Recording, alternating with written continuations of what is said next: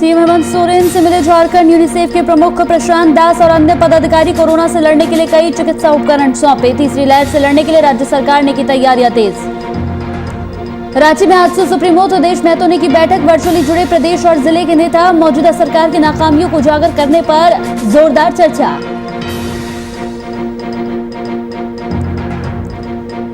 सुल्तानपुर में पंचायत उपचुनाव के दौरान बवाल। फर्जी वोट डालने के आरोप में पहुंची पुलिस पर हमला। उपद्रवियों ने किया पथराव। पुलिस की जीप भी तोड़ी।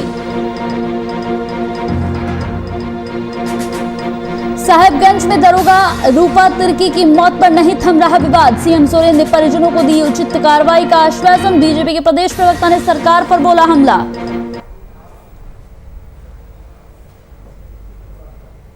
नमस्कार, वीआईपी न्यूज में आपका स्वागत है। एक बार फिर से हाजिर हूं आपके सामने ताजा खबरों को लेकर। मुख्यमंत्री हेमंत सोरेन से कांके रोड रांची स्थित मुख्यमंत्री आवासीय कार्यालय में झारखंड यूनिसेफ के प्रमुख प्रशांत दास और अन्य पदाधिकारियों ने मुलाकात की। यूनिसेफ के पदाधिकारियों ने कोरोना महामारी से लड़ने के यहां पर कई महत्वपूर्ण चिकित्सा उपकरण मुख्यमंत्री को सौंपे। सीएम ने बताया कि राज्य सरकार ने कोरोना संक्रमण की संभावित तीसरी लहर के मद्देनजर अपनी तैयारियां तेज कर दी हैं।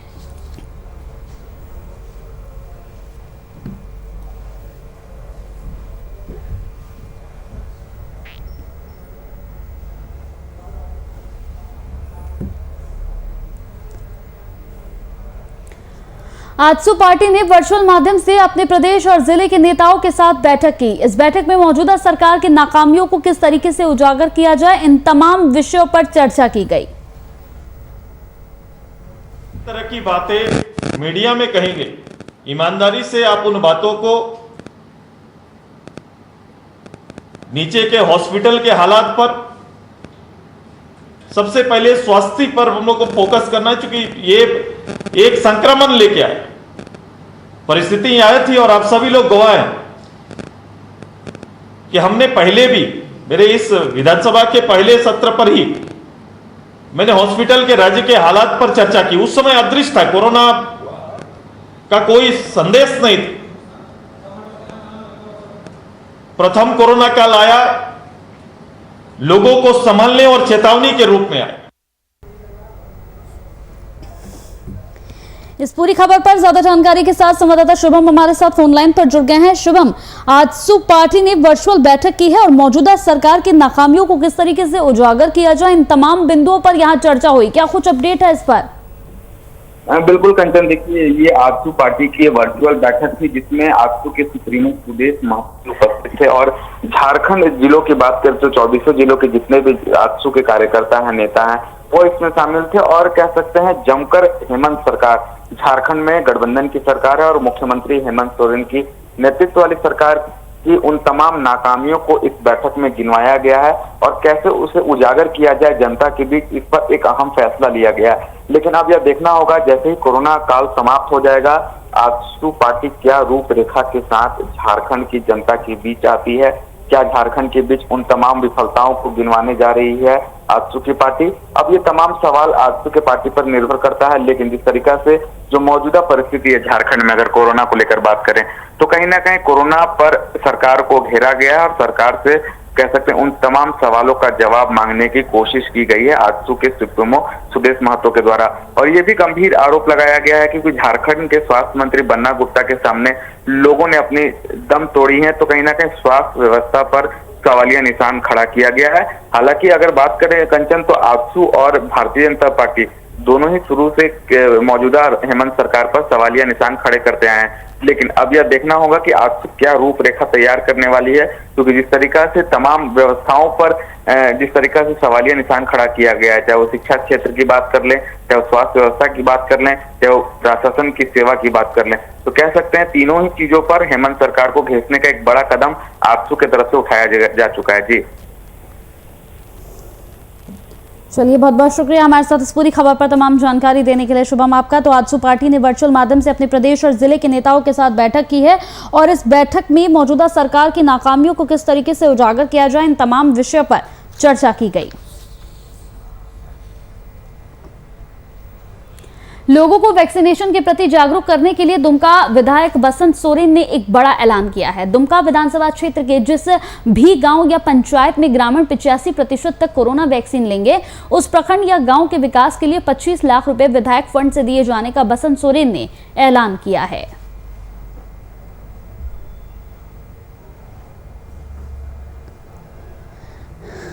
जो पंचायत 85%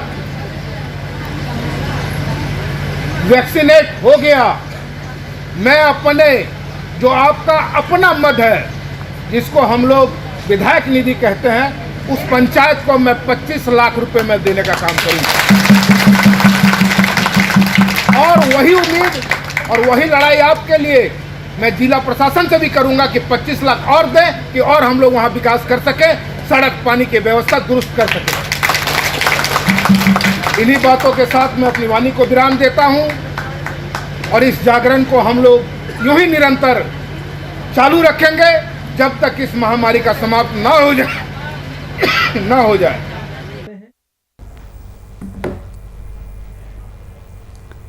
झारखंड के साहिबगंज में महिला थाना प्रभारी रूपा तिर्की की मौत पर उठा विवाद थमने का नाम नहीं ले रहा है। बीते दिन मुख्यमंत्री आवास कार्यालय में मुख्यमंत्री हेमंत सोरेन से रूपा तिर्की के यहां पर माता पिता और विधायक बंधु तिर्की के साथ एक प्रतिनिधिमंडल ने मुलाकात कर यहां सीबीआई जांच की मांग रखी है। वहीं इस हत्या के मामले में मुख्यमंत्री ने प्रतिनिधिमंडल को आश्वस्त किया कि पूरे मामले के एक सदस्य जांच आयोग यहां पर जांच करेगी। जांच में जो भी दोषी पाया जाएगा उसे किसी भी कीमत पर बख्शा नहीं जाएगा। अब इस पूरे मामले पर राजनीति भी शुरू हो गई है। बीजेपी के प्रदेश प्रवक्ता ने राज्य सरकार पर इस पूरे मामले को लेकर जमकर निशाना साधा है। साहिबगंज महिला थाना की इंस्पेक्टर रूपा तिर्की की मौत जिन संदेहास्पद परिस्थितियों में हुई, जो कारण बताए जा रहे हैं पुलिस के द्वारा, उससे परिजन भी संतुष्ट नहीं है। भारतीय जनता पार्टी ने इस संदेहास्पद मृत्यु के कारणों की जांच के लिए शुरुआत से ही राज्य सरकार से मांग किया कि पूरे केस को सीबीआई को रेफर कर दिया जाए, ताकि दूध का दूध पानी का पानी हो सके और परिवारजनों को भी न्याय मिल सके। लेकिन सरकार ने इस तरह से कान में तेल डाल रखा है कि मानो कुछ हुआ ही नहीं, एक सामान्य सी मौत है ये, और परिजन अगर डिमांड कर रहे हैं तो करने दिया जाए। कई आदिवासी संगठनों ने बारंबार इस मुद्दे को उठाया, मानव श्रृंखला बनाकर राज्य सरकार का ध्यान आकृष्ट किया कि इस हत्याकांड की जांच सीबीआई को जल्दी से जल्द सरकार रेफर करे।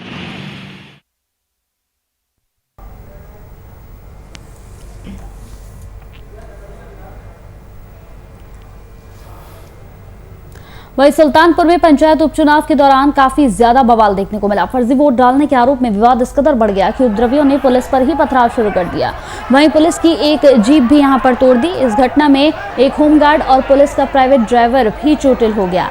मामला बढ़ता देख पुलिस ने आंसू गैस के गोले छोड़े, तब जाकर स्थिति कुछ हद तक यहां नियंत्रण हो सकी।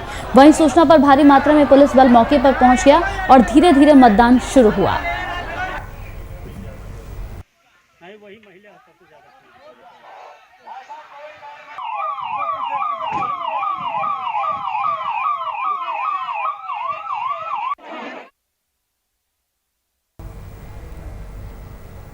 झारखंड में अनलॉक 2 की प्रक्रिया शुरू हो चुकी है। इसके तहत शाम 4 बजे से सोमवार सुबह 6 बजे तक दवा दुकानों को छोड़कर सभी तरह की दुकानें बंद रहेंगी, जिसके चलते रांची की सड़कों में भीड़ दिख रही है और इसी बीच लोगों में कोरोना का जरा सा भी डर नहीं दिख रहा।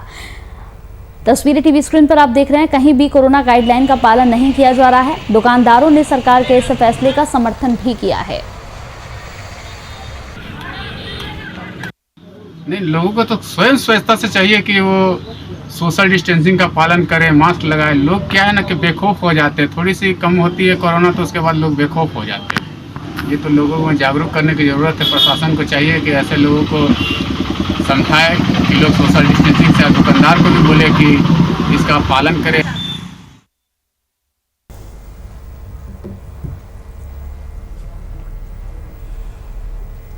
पूर्वी चंपारण के पकड़ियाल प्रखंड के पंचायत राजेपुर नवादा में समाजसेवी अंशु ठाकुर के द्वारा कोरोना वायरस से यहां पर सुरक्षित जीवन जीने और सावधानी बरतने के लिए साबुन और मास्क का वितरण किया गया। जहां राजा ठाकुर ने बताया कि कोरोना वायरस से बचने के लिए सावधान रहने की जरूरत है, हाथ लगातार धोते रहना चाहिए और ज्यादा लोगों के पास नहीं रहना है। समाजसेवी आशु ठाकुर ने साबुन और मास्क का यहां पर वितरण किया और लोगों से सोशल डिस्टेंसिंग बनाए रखने की अपील भी की।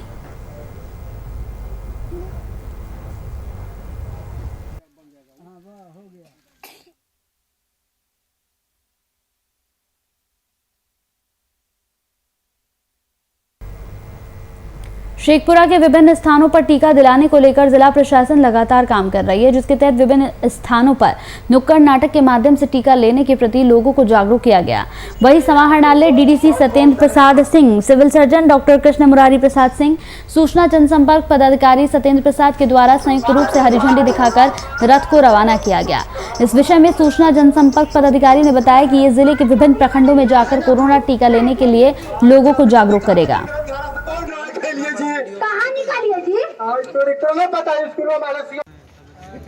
ये तो बहुत अच्छा समाचार आज के लिए है, क्योंकि मेरा जिला पिछड़ रहा था, लेकिन माननीय जिला पदाधिकारी के सक्रिय नेतृत्व के चलते ये 2-3 दिन में काफ़ी सुधर गया है।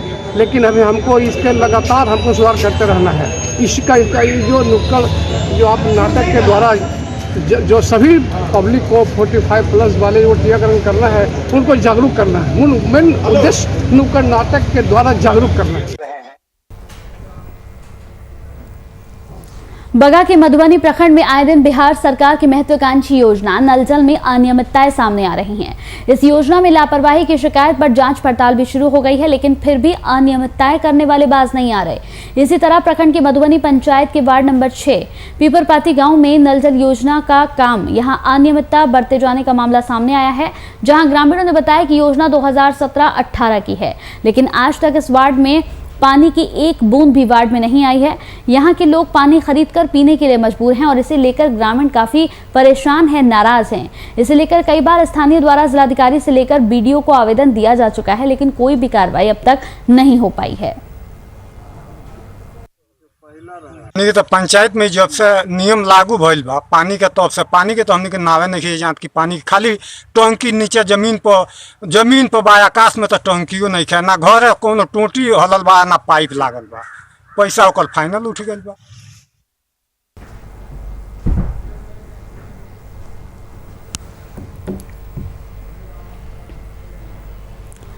बिहार के प्रथम स्थान प्राप्त कर बेगूसराय सदर अस्पताल में पोस्ट कोविड सिंड्रोम पर एक सेमिनार का आयोजन किया गया। इस कार्यक्रम का नेतृत्व सदर अस्पताल के डीएस डॉक्टर आनंद शर्मा ने किया और साथ ही इस आयोजन में अस्पताल के विभिन्न स्वास्थ्यकर्मी, अस्पताल में काम कर रहे डॉक्टर सहित अधिकारियों ने हिस्सा लिया।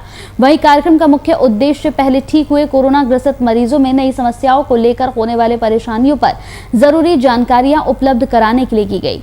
इस दौरान डॉक्टर आनंद शर्मा ने बताया कि ज्यादातर मरीज अत्यधिक कमजोरी, खांसी और नींद की कमी का लक्षण लेकर आते हैं और उपयुक्त लक्षण 12 सप्ताह से ज्यादा रहता है, तो इसे पोस्ट कोविड सिंड्रोम भी कहते हैं।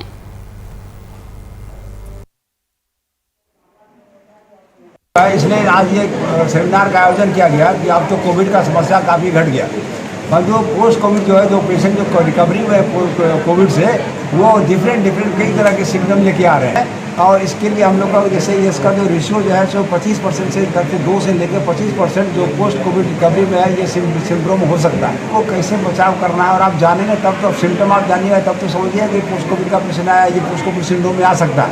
तो इसका इलाज होना निहायत जरूरी है, कैसे भी जान जा सकती है। इसमें आपको लाइफ स्टाइल कैसे मॉडिफाई करना है, क्या एक्सरसाइज इम्पोर्टेंट है, बेसिक एक्सरसाइज का, खान पान में क्या बचाव करना है, ये सब के बारे में इनको बताया गया कि साहब ये ध्यान करना है। और बहुत सिंपल से, और जब ये जानेंगे तभी तो पेशेंट को बताएंगे।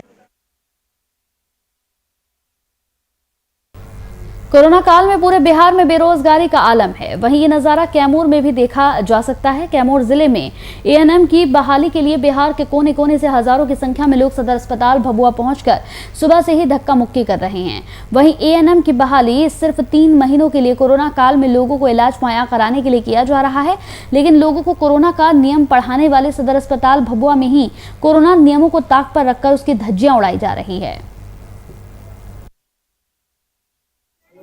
सब पब्लिक जुटे हुए हैं एएनएम करके डिग्री लेके, अब कोई एएनएम का बहाली नहीं है। जीएनएम का बहाली स्वास्थ्य मंत्री जी मेरे बिहार के जीएनएम का बहाली भरपूर ले रहे हैं, एएनएम का बहाली पर कोई ध्यान नहीं दिया जा रहा। जीएनएम का बहाली खाली डिग्री दिखाइए और जीएनएम में भर्ती हो जाइए। इसके लिए स्वास्थ्य मंत्री से निवेदन है कि एएनएम पर भी ध्यान दिया जाए। मेरा सब एएनएम का डिग्री लेकर बहनों लोग एकदम भीड़ में जुटे हुए हैं और एकदम हड़ताल से मचा हुआ है। जहाँ जहाँ बहाली 3 महीने के लिए निकला हुआ है, मारामारी हो रहा है, ये सब पर ध्यान दिया जाए। और इससे ज़्यादा परेशानी यह है सर, जितने हर जगह नीतीश कुमार जी ने घोषणा किए हैं कि 19 कोविड के तहत वैकेंसी लिया जाएगा और स्वास्थ्य मंत्री के तहत से निकाले गए वैकेंसी जहाँ हर जगह जाइए। मैंने गए सीतामढ़ी, बेगूसराय, सीतामढ़ी, सहरसा, अरवल गए हैं, कल सासाराम में गए, हर जगह यह महामारी हो रहा है। हमारे माननीय मुख्यमंत्री जी कहते हैं कि 2 गज दूरी और मास्क है जरूरी।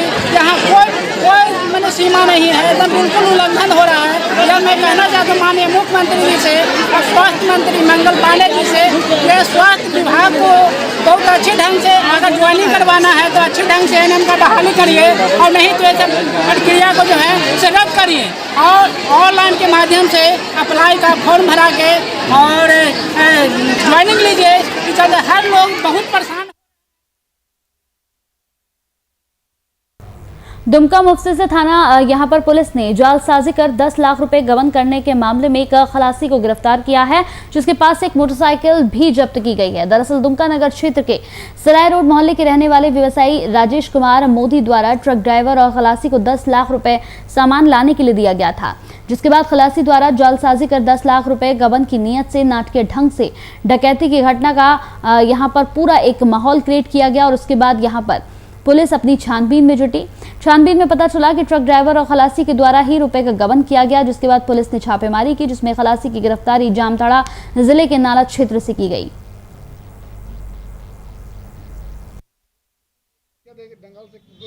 जनवरी महीने में एक केस हुआ था, राजेश कुमार मोदी के द्वारा केस किया गया था, जिसमें उसने ट्रक ड्राइवर और खलासी पे आरोप लगाया था कि इनको हमने 10 लाख रुपया दिया था कि वो एक देनदार को जाकर दे देना है, व्यापारी है।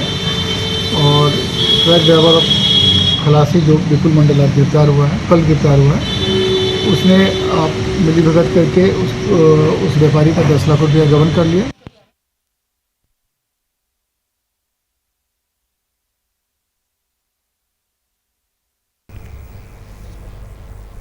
रोहतास के अकोड़ी गोला थाना क्षेत्र के बांक नहर के पास एक पेड़ से लटका हुआ युवक का शव मिला, जिससे पूरे इलाके में सनसनी का माहौल हो गया।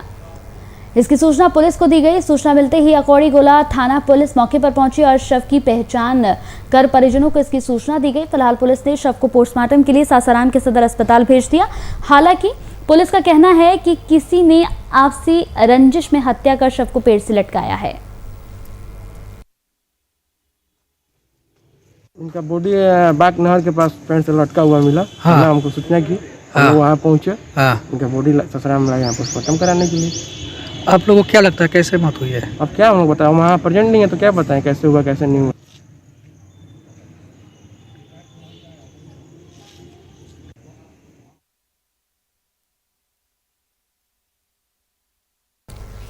एक तरफ इस कोरोना ने कई लोगों का रोजगार उनसे छीन लिया है, वहीं कुछ ऐसे भी लोग हैं जिन्होंने इस आपदा को अवसर में बदला है। इन्हीं में से एक हैं मेरठ के युवक, जिन्होंने इस लॉकडाउन में भी अपनी उम्मीद नहीं छोड़ी है और बीटेक करने के बाद अपने गांव वापस लौटे हैं और यहां पर एक फार्म शुरू किया है। इस फार्म में आपको कई बतखें मिल जाएंगी। यहां पर उन्होंने बतखों का पालन पोषण किया है, साथ ही अच्छी कमाई कर अपने परिवार का यहां पर भरण पोषण भी कर रहे हैं। साथ ही साथ गाँव में जो अन्य युवा हैं उनके लिए प्रेरणा बनकर सबके सामने खड़े हैं। कोई पढ़ा लिखा नौजवान है वो खेती की तरफ नहीं जाना चाहता, क्योंकि ये होता है कि जो समाज है हमारा उसमें यही धारणा बनी हुई है कि अगर पढ़ लिख लिए तो आप नौकरी करें। तो मैंने फिर ये सोचा कि जब तक पढ़े लिखे लोग इस एरिया में नहीं आएंगे, एग्रीकल्चर एरिया में नहीं आएंगे, तो यहाँ का उद्धार होना मुश्किल है। क्योंकि मैं रोज़ दिन देखता रहता हूँ कि किसानों के धरना प्रदर्शन हो रहे हैं, ये सब हो रहे हैं। तो वो सब क्या है, जहाँ तक मुझे लगा कि ये सिर्फ लैक ऑफ नॉलेज है। तो इसी चीज़ को देखते हुए मेरा इस सेक्टर में आने का मन किया।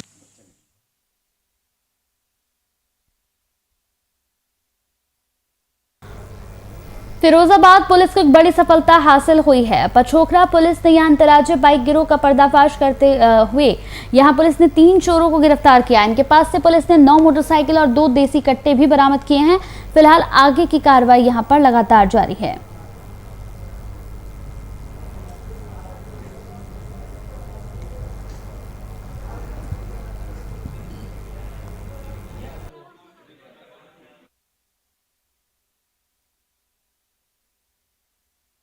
पुलिस मैस एसोसिएशन झारखंड के हरे भरे पेड़ों की रखवाली करेगा। इसकी जानकारी एसोसिएशन के प्रदेश अध्यक्ष राकेश पांडे ने दी है। वहीं उन्होंने कहा है कि पेड़ पर्यावरण के लिए जरूरी है। एक पेड़ से हर रोज 1 लीटर पानी मिलता है। इसके साथ ही ऑक्सीजन भी पर्याप्त मात्रा में मिलता है, जो जीवन के लिए उपयोगी है। पेड़ मानव जीवन के लिए जरूरी है, इसकी रक्षा करना हमारा दायित्व है। साथ ही उन्होंने ये भी कहा कि हर व्यक्ति को पेड़ लगाने चाहिए, इससे हमारा जीवन सुरक्षित और संरक्षित रहता है।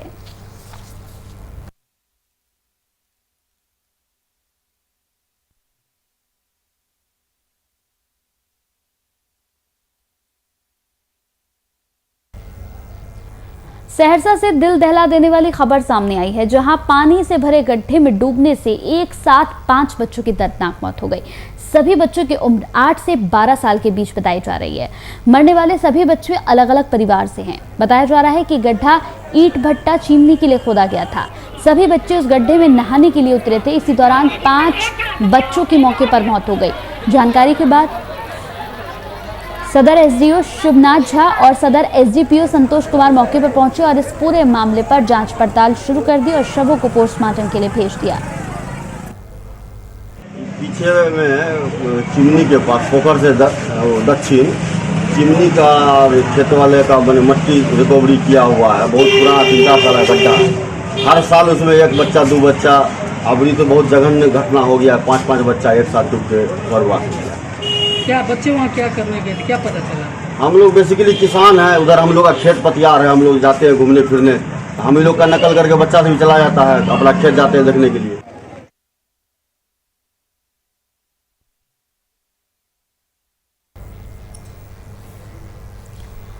खबर मेरठ के सरधना से है। मेरठ के सरधना क्षेत्र के गांव मुल्हेड़ा में 3 दिन पहले हुए खूनी संघर्ष में घायल व्यक्ति की इलाज के दौरान मौत हो गई।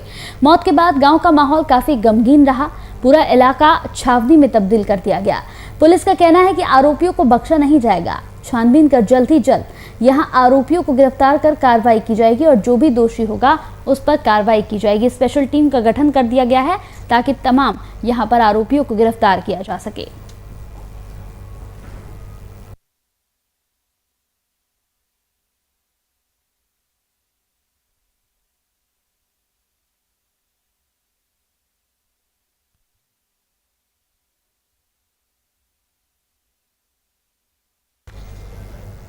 अनुबंध पारा चिकित्सक संघ और यहां पर एएनएम जीएनएम संघ में प्रदर्शन किया जा रहा है। स्वास्थ्यकर्मी अपनी मांगों को लेकर काला बिल्ला लगाकर काम कर रहे हैं। उनकी मांग है कि 60 साल तक उनकी नौकरी स्थायी और परमानेंट सैलरी की जाए। जी हां, उन्होंने साफ तौर पर कहा है कि कई तरह की सुविधाएं उन्हें नहीं मिलती हैं, वो तमाम सुविधा उन्हें दी जाए जो यहाँ पर परमानेंट वर्कर्स को मिलती है।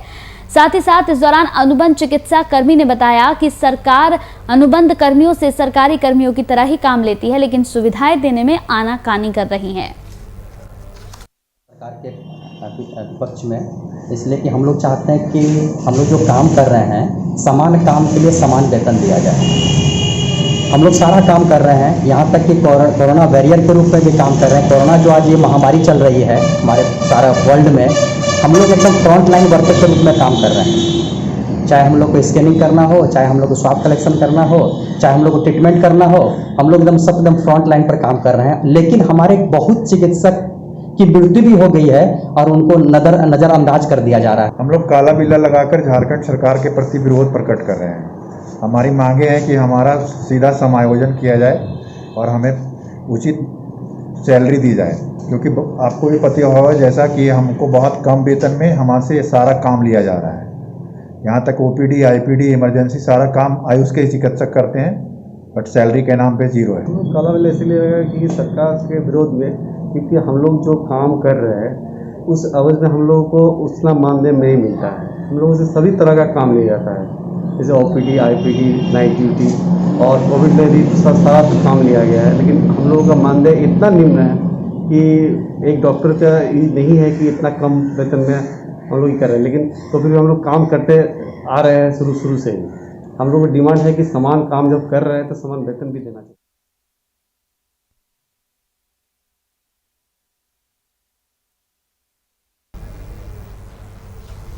चलिए इसी के साथ वीआईपी न्यूज में मेरे साथ इतना ही। नमस्कार।